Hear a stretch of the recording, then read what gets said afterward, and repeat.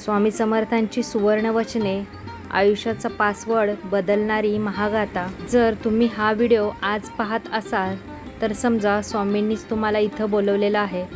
तुमच्या आयुष्यात अशा काही घटना घडत आहेत का ज्यांचं उत्तर तुम्हाला मिळत नाही? खूप मेहनत करूनही नशिबाची साथ मिळत नाही। कधीकधी नशीब साथ देत नाही कारण आपण स्वामींनी दिलेला नशिबाचा पासवर्ड विसरतो। आजच्या या महाव्हिडिओमध्ये साक्षात स्वामी समर्थ तुमच्याशी संवाद साधणार आहेत असं तुम्हाला वाटेल। स्वामींची सुवर्णवचने आणि त्यामागील थरारक सत्य प्रचिती जी ऐकल्यावर तुमच्या अंगावर काटा येईल। व्हिडिओच्या शेवटी एक असा संकेत दडलेला आहे जो तुमच्या आयुष्यातील सर्वात मोठी अडचणी दूर करू शकतो। तर व्हिडिओ शेवटपर्यंत नक्की पहा आणि व्हिडिओ आवडल्यास व्हिडिओला लाईक जरूर करा। हॅलो, नमस्कार, श्री स्वामी समर्थ।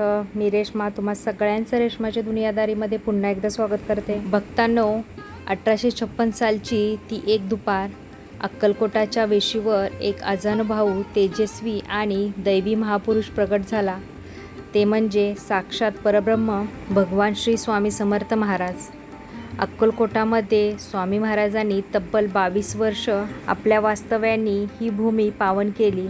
या काळात त्यांनी लाखो भक्तांना त्यांच्या संकटातून बाहेर काढले, मृत्यूनंतरही जीवनदान दिले आणि अनेकांच्या आयुष्याची दिशा बदलली। स्वामींचे अवतार कार्य हे केवळ चमत्कार दाखवण्यासाठी नव्हते, तर भक्तांना जीवनाचा खरा मार्ग दाखवण्यासाठी होते। याच प्रवासात स्वामींनी आपल्या लोकांसाठी 11 सुवर्ण वचने दिली। ही वचने म्हणजे स्वामींच्या आशीर्वादाचे 11 खांब आहेत। जर एखाद्या भक्ताच्या आयुष्यात घोर अंधार दडलेला असेल तर ही वचने प्रकाशाची किरणे बनून धावून येतात। आजच्या या विशेष महाव्हिडिओत आपण केवळ ही वचने पाहणार नाही आहोत, तर प्रत्येक वचनांचा नेमका अर्थ काय आणि त्यामागे स्वामींनी कोणते सत्य व लीला घडवून आणलेली आहे हे अगदी सविस्तरपणे पाहणार आहोत। आजवर तुम्ही अनेक ठिकाणी ही वचने वाचली असतील, पण आज आपण त्याच्या मुळाशी जाऊन स्वामींच्या खऱ्या ताकदीचा अनुभव घेणार आहोत। शांतचित्तेने, लक्षपूर्वक व डोळे बंद करून हा व्हिडिओ ऐका। तुमच्या मनात असलेल्या सर्व मोठ्या प्रश्नांची उत्तरे आज स्वामी या 11 वचनांच्या माध्यमातून देणार आहेत। तर व्हिडिओ पाहत राहा। नंबर 1, भिवू नकोस, मी तुझ्या पाठीशी आहे। हे स्वामींचे सर्वात शक्तिशाली वचन आहे। एकदा स्वामींचे अत्यंत निष्ठावान भक्त बाळाप्पा महाराज एका संकटात सापडले होते। त्यांना भविष्याची खूप भीती वाटत होती। स्वामींच्या चरणाशी रडू लागले। स्वामींनी आपले दोन्ही हात बाळाप्पाच्या खांद्यावर ठेवले आणि गर्जना केली की, बाळा, भिवू नकोस, मी तुझ्या पाठीशी आहे। त्या एका वाक्याने बाळाप्पाच्या मनातील भीती कायमची निघून गेली। भक्तांनो, जेव्हा तुम्हाला एकटं वाटतं तेव्हा हे वाक्य मोठ्याने म्हणा। लक्षात ठेवा, जोपर्यंत स्वामी आहेत तोपर्यंत तुमचा केसही कुणी वाकडा करू शकणार नाही। प्रचिती, मुंबईतील एका भक्ताचा हा अनुभव आहे। एकदा रात्री उशिरा ते दुचाकीवरून घरी परतत होते।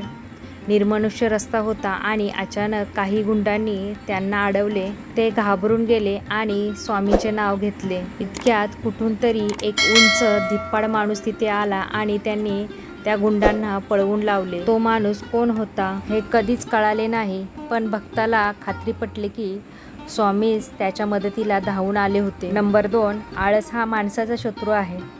स्वामींनी नेहमीच कष्टाचा गौरव केला आहे।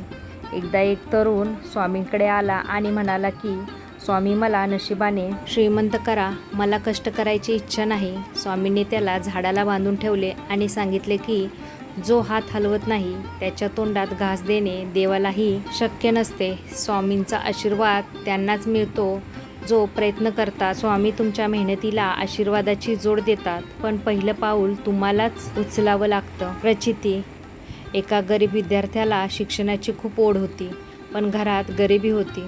तो खूप कष्ट करायचा आणि अर्धा वेळ नोकरीही करायचा। एक दिवस तो थकून जाऊन स्वामींच्या फोटोसमोर रडू लागला की आता शिक्षण सोडावे लागेल। दुसऱ्याच दिवशी त्याला त्याच्या कष्टाचे चीज म्हणून एका संस्थेकडून पूर्ण शिष्यवृत्ती जाहीर झाली।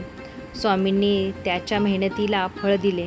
नंबर 3, अन्नदाता सुखी भव। अन्नदान हे सर्वात श्रेष्ठ दान आहे। अक्कलकोटामध्ये एकदा खूप मोठा दुष्काळ पडला। स्वामींनी आपल्या भक्तांना सांगितले की मठाचे दरवाजे सर्वांसाठी उघडे ठेवा. मठात फक्त थोडेच धान्य होते, पण स्वामींनी त्या भांड्यावर हात ठेवला आणि काय आश्चर्य, हजारो लोक जेवले तरी ते भांडे रिकामे झाले नाही. तुमच्या दारात आलेल्या कोणत्याही गरजू व्यक्तीला रिकाम्या हाताने पाठवू नका. तुम्ही दिलेला एक घास तुमच्या 7 पिढ्यांची पुण्याई वाढवतो. प्रचिती. एका गृहिणीचा हा अनुभव आहे. तिच्या घरी अचानक 8-10 पाहुणे आले आणि घरात जेवण फक्त 3-4 लोकांसाठीच होते. बाहेरून मागवायला पैसेही नव्हते. तिने स्वामींचे नाव घेतले आणि जेवण वाढायला सुरुवात केली. आश्चर्य म्हणजे सर्व पाहुणे तृप्त होऊन जेवले तरी जेवण संपले नाही. हे स्वामींच्या अन्नपूर्णा रूपाचे दर्शन होते. नंबर 4. श्रद्धा आणि सबुरी. स्वामींना घाई आवडत नाही, त्यांना निष्ठा आवडते. एका भक्ताला त्वरित यश हवे होते. स्वामींनी त्याला एक छोटे रोपटे लावायला सांगितले आणि विचारले की याला फळे कधी येतील. भक्त म्हणाला की महाराज, याला तर खूप वर्ष लागेल. स्वामी हसले आणि म्हणाले की मग तुझ्या नशिबाच्या फळासाठी तू इतकी घाई का करतोस? स्वामींवर विश्वास ठेवा आणि थोडा धीर धरा. तुमच्यासाठी जे योग्य आहे ते स्वामी योग्य वेळी नक्की देतील. प्रचिती. एका व्यावसायिकाचे खूप मोठे नुकसान झाले होते. त्याला वाटले की आता सर्व संपले. त्याने स्वामींच्या आज्ञेनुसार 6 महिने फक्त संयम ठेवला आणि अखंड नामस्मरण केले. 6 महिन्यानंतर त्याला एक अशी ऑर्डर मिळाली ज्याने त्याचे वर्षभराचे नुकसान भरून निघाले. तो दुपटीने नफ्यात आला. सबुरीचे फळ स्वामींनी गोड दिले. नंबर 5. मी गेलो असे समजू नका. हे वचन स्वामींनी महानिर्वाणीच्या वेळी दिले होते. 1878 साली जेव्हा स्वामींनी आपला देह त्यागला होता तेव्हा संपूर्ण अक्कलकोट रडत होतं. पण त्याच रात्री स्वामींनी आपल्या भक्तांना साक्षात दर्शन देऊन सिद्ध केले की ते केवळ देहाने गेले आहेत, आत्म्याने नाही.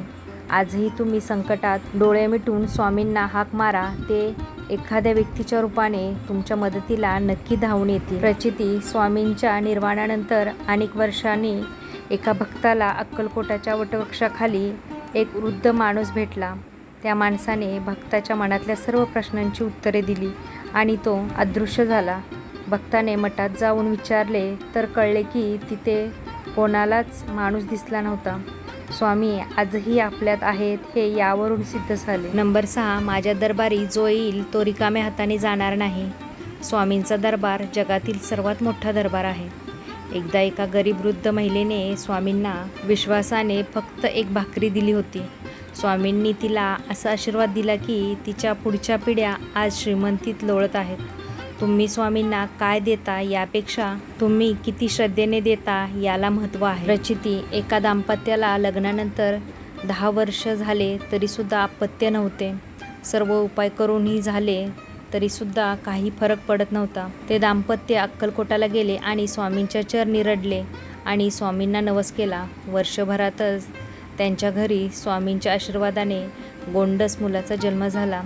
स्वामींच्या दरबारातून ते रिकाम्या हाताने परतले नाहीत. नंबर 7. अहंकाराचा त्याग करा. अहंकारी माणसाचे स्वामींनी कधीच ऐकलं नाही. अक्कलकोटामध्ये एक खूप मोठा विद्वान पंडित आला होता. त्याला आपल्या ज्ञानाचा खूप माज होता. स्वामींनी त्याला साध्या मुलासारखे वागायला लावून त्याचा अहंकार मोडून काढला. जोपर्यंत तुम्ही मीपणा सोडत नाही तोपर्यंत तुम्हाला स्वामी मिळणार नाही. प्रचिती. एक श्रीमंत अधिकारी खूप गर्विष्ठ होता. त्याला वाटायचे की सर्व काही त्याच्या पैशामुळे होते. अचानक तो अशा एका संकटात अडकला की पैसा कामाला आला नाही. शेवटी त्याने अक्कलकोटाला जाऊन स्वामींच्या चरणी माथा टेकला आणि आपला अहंकार सोडला. तेव्हा त्याचे संकट 24 तासात दूर झाले. नंबर 8. कर्मप्रधान आहे. स्वामी कर्माला देवापेक्षा मोठे मानतात. स्वामींनी सांगितले की जसे पेराल तसे उगवेल. कोणाचे वाईट करून तुम्ही कधीच सुखी होणार नाही. तुमची कृती शुद्ध ठेवा, फळाची चिंता स्वामी करतील. प्रचिती. एका व्यक्तीने आपल्या नातेवाईकांची फसवणूक केली होती.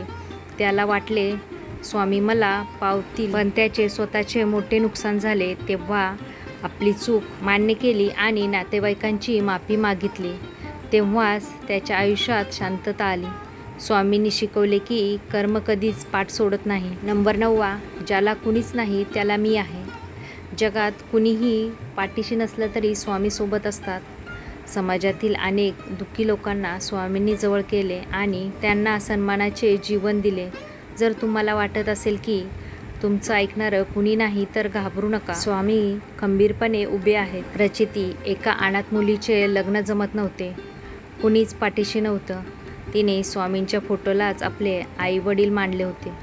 लग्नाच्या वेळी अशा काही ओळखी निघाल्या आणि लोकांनी मदत केली की तिचे लग्न एका चांगल्या घरात मोठ्या थाटामाटात पार पाडले. त्या मुलीला वाटले की स्वामींनी स्वतः तिचं वडील होऊन कन्यादान केले. नंबर 10, नामस्मरण हे श्रेष्ठ साधन आहे.